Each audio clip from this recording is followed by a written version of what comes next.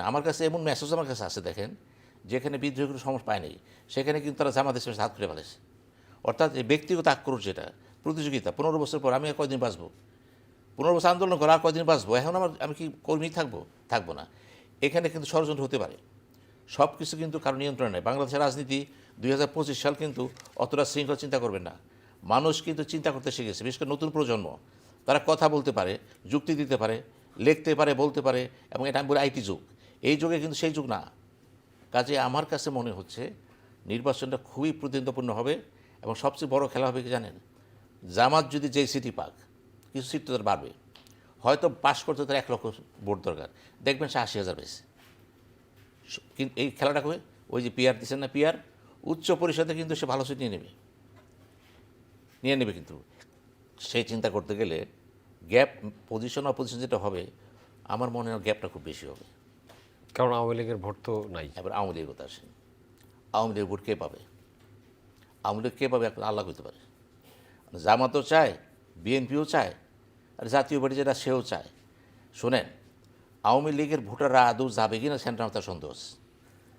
এখানে কিন্তু একটা জিনিস খুবই গুরুত্বপূর্ণ, আমাদের পররাষ্ট্র উপদেষ্টা জনাব তৌহিদ হোসেন বলেছেন যে মাঠের রাজনীতি কী বলা হয় সেটা দেখার বিষয় না, কথা হলো ভারত বাংলাদেশ সম্পর্ক থাকবে, আমরা কি বলি। অর্থাৎ যে বক্তব্য রাখা হয়েছে ভারত সম্পর্কে, 7 সিস্টার সম্পর্কে, এটা কিন্তু তিনি সরাসরি বলেছেন, এটা কিন্তু সরকারের কোনো ভাষ্য নয়, এটা জনগণের ভাষ্য দিয়েছে, ঠিক আছে। এখন আপনি বলেছেন সম্পর্কটা কোন দিকে যাবে। হাদির অবস্থা, হাদি কেন্দ্র করে যে সৃষ্টি হয়েছে পরিস্থিতি, এটা কিন্তু একটা অনুভূতি সৃষ্টি করেছে রাজনীতিবিদদের। কিন্তু আমি মনে করি না এটা দিয়ে কেউ নির্বাচনী বৈতরণী পার হবে, ওই পর্যন্ত যাবেন। এটা জামাত বিএনপির ভোট যা আছে যা পাবেই তারা, ওগুলোর মধ্যে কিন্তু এটা যাবে না। এনসিপি যে জন্য ভোট বেশি পাবে বা নির্বাচন করে মানে নির্বাচনের পর্যায়ে চলে যাবে, তাও হবে না। কিন্তু এটা হচ্ছে আমাদের দেশের রাজনীতি যেটা হয়, একটা ইস্যু কেন্দ্র করে ঐক্যমত সৃষ্টি হয়, এটা সাময়িক ফ্লুইড। এই ফ্লুইড পলিটিক্সের যে বিষয়বস্তুগুলো আছে সেটা কিন্তু উড়া যাবে, দেখবেন 15 দিন পরে এই সেন্টিমেন্ট থাকবে না, শেষ। আচ্ছা, খালেদা যে অসুস্থ আছে, উনি যখন সুস্থ বা অসুস্থ যেটা থাকুন, যখন থাকবে না 15 দিন, তার কিছু থাকবে না। কিন্তু তারেক যে আসতেছেন, এখন একটা অনুভূতি সৃষ্টি করছে বিএনপির ভিতরে, কর্মীদের ভিতরে।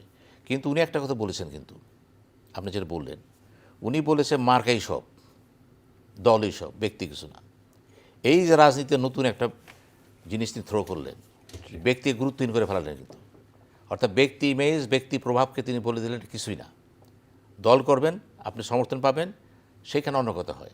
এটা একটা মেসেজ কিন্তু, এটা এই মেসেজ যদি কেউ যদি বিদ্রোহী গ্রুপ হয়ে যায় এবং সে যদি প্রমাণ করতে পারে যে আমি উতরে গেছি, তিনি কিন্তু এই বক্তব্যের চ্যালেঞ্জটা প্রমাণ করতে পারলে যে না, আপনি যেটা বলেছেন বাংলাদেশে হারায় যায় নাই।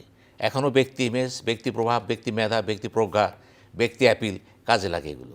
এখন এটা হচ্ছে তার পলিটিক্যাল কথাবার্তা কিন্তু, কারণ দল এত বড় দল, এত নমিনেশন ক্যান্ডিডেট, এখানে ঠিক রাখা মুশকিল। দলের শৃঙ্খলা রাখতে মুশকিল, তো এটা সম্ভব না। আর এই 15 বছরে তো অনেকেরই মনে করে পরিশ্রম কষ্ট করে সবাই তো নমিনেশন চায়। এই দেখলাম টাঙ্গাইলে জায়গায়, টাঙ্গাইল না কিশোরগঞ্জে দেখলাম যে বাদ দিয়েছে সব, কেউ পায় নাই, কিন্তু এই 6 জন কিন্তু একলা মিছিল করতেছে। এখন এই যে নির্বাচন প্রক্রিয়া, যে নমিনেশন বোর্ড যা ছিল, এখন তারেক যে দেশে আসার পরে হয়তো কিছু জায়গায় পরিবর্তন আসতে পারে, কারণ ওই অনলাইনে কথা বলা আর সরাসরি কথা বলা পার্থক্য আছে কিন্তু। এটা উনি হয়তো কয়েকটা মিটিং করতে পারেন, আবার নাও পারেন করতে। প্রশ্ন হচ্ছে তারেক যে উপস্থিতি এই মুহূর্তে বিএনপির জন্য একটা লাইভ ভোট, নিঃসন্দেহে লাইভ ভোট। এবং আমার যে মনে হয় জানেন, আমি একটু অতিরিক্ত যোগ করি আপনার সাথে, তারেক যে এয়ারপোর্ট থেকে সরাসরি চলে যাবেন খালেদা জিয়াকে দেখতে যাবেন, যদি যায় তিনি বাইরে উঠে আসতে পারবেন না, তাকে হেলিকপ্টার আসতে হবে, কারণ যে জনগণ হবে এটা পারবেন না তিনি। আর যদি আসেন অন্য কথা, সম্বর্ধনা দিবে। আমার মনে হয় তার জন্য অতি জরুরি হচ্ছে এখানে তার মাকে দেখার পরে তার প্রথম কাজ হচ্ছে জিয়ার মাজারে যেয়ে আল্লাহকে সামনে রেখে শপথ করা যে আমি তারেক জিয়া ওয়াদা করতেছি, আমার পিতা যে আদর্শ রেখেছে, যা করেছে, আমি তার প্রতিফলন ঘটাবো। আমি সেই তারেক জিয়া, আমি তার খালেদার সন্তান, জিয়ার সন্তান, মানুষের অনুভূতি আমি জানি, এবং বাংলাদেশ জাতীয়তাবাদ যেটা ছিল, আমি তার জন্য জান দিতে প্রস্তুত আছি। এরপরে যদি তারেক জিয়া যদি মনে করে, মানুষের হায়াতমত সবারই আছে, কিন্তু উনি রিক্সা আসতেছেন, কিন্তু প্রচণ্ড নিরাপত্তার সাথে আসতে দেখলাম, নিরাপত্তার লোক নিয়োগ করা হয়েছে। এত কিছুর পরও আমি মনে করি হায়াতমত আল্লাহর হাত। আমি চাচ্ছি তারেক জিয়াকে এমন একটা পর্যায়ে একজন রাষ্ট্রনায়ক হিসেবে চাচ্ছি তাকে। রাষ্ট্রনায়ক তো হয় না এখনও, দায়িত্ব নিতে হবে, তো অপোজিশন থেকে সে রাষ্ট্রনায়কের রোল প্লে করে ফেলেছে, কিন্তু সরকারে বসে যে রাষ্ট্রনায়ক কিছু তো দেখাবে সেটা আমাদের সামনে রয়ে গেছে। প্রমাণ হয়েছে কখন? যখন তিনি বলেছেন একটা জাতীয় সরকার করবেন। জাতীয় সরকার কারেন এটা আমরা জানি না। উনি বলেছেন যেখানে জাতীয় সরকার করার সুযোগটা কোথায়? আপনি বলছেন সব ধানে শীষের লোক, সবই তো প্রতীক নাই তো। কারণ প্রতীকবিহীন অবস্থা তারা যদি বলেন এটি জাতীয় সরকার বলতে পারেন, ওটাও কিন্তু রাজনীতিতে রাষ্ট্রবিজ্ঞানীরা মানবে না কিন্তু এটা। এখন জাতীয় সরকার সুযোগ নেই কিন্তু এদের। সরকার হয় বিএনপির, কারণ সব এমপি বিএনপির, ওইটাও কিন্তু শেষ হয়ে গেছে। কাজে এই সত্যগুলি সামনে রেখে যদি আগাতে চান তাহলে আপনি দেখবেন যে বিএনপির সামনে যে পথ আসতেছে এমনও দেখবেন। আমার কাছে এমন মেসেজ আমার কাছে আছে, দেখেন যেখানে বিদ্রোহ কোনো সমস্যা পায়নি সেখানে কিন্তু তারা জামাতের সাথে হাত করে ফেলেছে। অর্থাৎ এই ব্যক্তিগত আক্রোশ যেটা প্রতিযোগিতা, 15 বছর পর আমি আর কয়দিন বাঁচবো, 15 বছর আন্দোলন করা আর কয়দিন বাঁচবো, এখন আমি কি কর্মী থাকবো না। এখানে কিন্তু ষড়যন্ত্র হতে পারে, সব কিছু কিন্তু কারো নিয়ন্ত্রণে নেই। বাংলাদেশের রাজনীতি 2025 সাল কিন্তু অতটা শৃঙ্খলা চিন্তা করবেন না।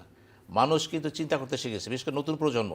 তারা কথা বলতে পারে, যুক্তি দিতে পারে, লিখতে পারে, বলতে পারে, এবং এটা আমি বলি আইটি যুগ। এই যুগে কিন্তু সেই যুগ না।